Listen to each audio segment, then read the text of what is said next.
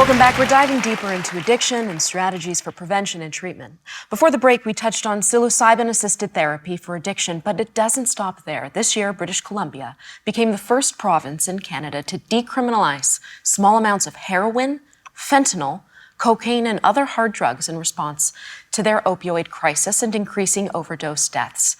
It may not resonate with all generations, and indeed it sparked debate and controversy, with some questioning whether decriminalization will enable drug use and perpetuate addiction, while others say that it is a necessary step towards addressing the root causes of drug use and reducing harm. For a closer look and for what it means for the rest of the country, we turn back to the panel. And Chuck, I'll begin with you because you are in BC, and I want to start with some numbers. In 2021, there were over 2,000 suspected overdose deaths in BC that we know of. And since 2016, close to 9,500. You may have different numbers, and I suspect they're a lot higher. Again, that's what we know of. And so you have presumably seen firsthand the impact of drugs and addiction in the province, and it seems like it's getting worse. Are existing strategies working? No. I mean, the focus is on harm reduction, which is downstream thinking. You know, anybody that's familiar with that parable about looking upstream to see the cause of certain things. Harm reduction is all downstream. This decriminalization is just one more downstream thought. What they're doing is preparing everybody for legal supply, which is a ridiculous thought. There's no such thing as safe use of drugs, illicit drugs, or any of these drugs that can kill you, whether they're legal or whether they're freely given out, they can still kill you. And, you know, it's missing the point completely. As we've heard from, earlier in the show, it is possible to respond to treatment. It is possible to help people regain their lives through abstinence. Giving them safer, easier ways to use drugs is just eventually going to kill them. And so it's terrible. I think we could probably all agree that more work needs to be done around addressing the social determinants of health, right? That are often, we talk about upstream factors, right? Issues of poverty, homelessness, trauma, and we know that mental health problems and addictions are often symptoms of those greater system-level problems as well. But you have to treat both issues. And one thing that's always struck me, Marilyn, is there never really is a lot of discussion about abstinence-based programs. Are we not investing enough in them?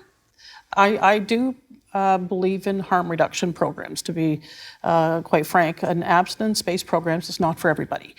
For people who are able to, fine, but there is a need for harm reduction programs. There is a need for legalized products out there that are safe for people. With older adults, we're seeing that with the legalization of cannabis, the rates for ED visits skyrocketed, and the ED visits for older adults were equal to the opiate admissions to hospitals. So legalization of cannabis, for instance, has been a bit of a disaster because there isn't a lot of education around how to use it. And, and your previous speaker talking about the use of magic mushrooms, there's a lot of misinformation out there. And I have substance abuse disorder. I'm an abstinent person, 100% abstinent. I do believe there's many pathways to recovery. Alcohol's the most dangerous drug on earth. We're not talking about it because it's legal. And I'm not even talking, the numbers aren't even close. You think 2,000 people died because of opiates and the most vulnerable people? Hell of a lot more people died. Factor zeros on the end of that died from alcohol. So do you think all hard drugs should be not just decriminalized, legalized? I mean, we're looking at decriminalization in the wrong way. I don't want there to be, I'm saying the price of marijuana, the economics of marijuana, it was $5,000 a pound before they legalized, and this is North America wide. It's $300 a pound. You know who's not selling marijuana? Criminals. They can't make money off of it. So if you take that out of it, the inevitability that just say no to drugs, it's more available, more dangerous, and 1/10 the price. But I don't know, is that the barometer of success, that there are fewer criminals? I mean, it's one aspect of it, Chuck, but what about the fact that we're seeing an increase in usage? But there is an increased usage, and he is sadly wrong, unfortunately. Organized crime is still selling more marijuana, and it's harder for police to distinguish which is legal and which isn't. There's more seizures going on now than there was before. It's been a complete failure in terms of doing away with organized crime.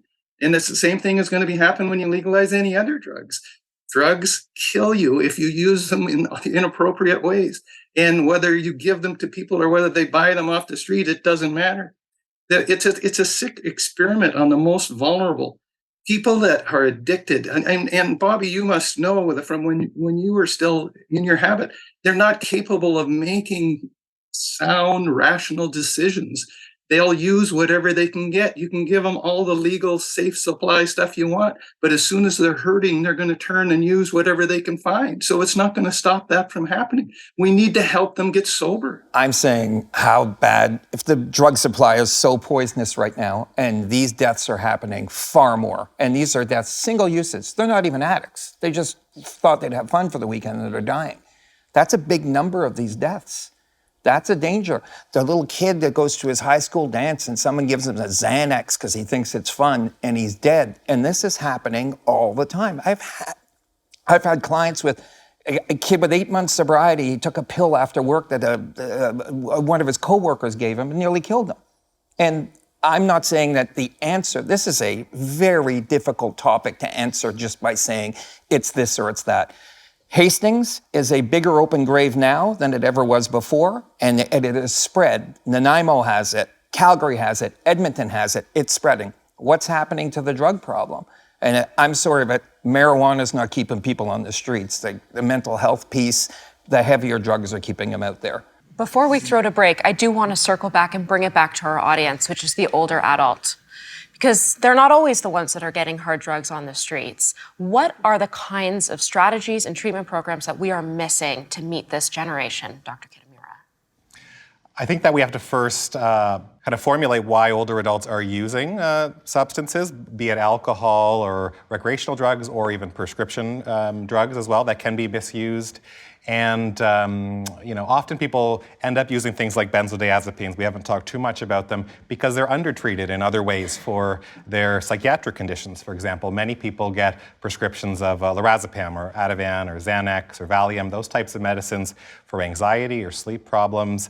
Unfortunately, we're practicing within a system that resources are limited, and we don't have easy access or any access at all often to psychotherapies that we know that work for those conditions. Right, and pills are hip covered. That's true. Psychotherapy is not. Yeah, there's been talk, but unfortunately it's still at the talk change, at least talk stage in Ontario in terms of having more ready access to therapies. And I hope in my career I'll see that because it's going to be a game changer. All right, we'll have to leave it there. Quick break. We'll get to some of your questions next.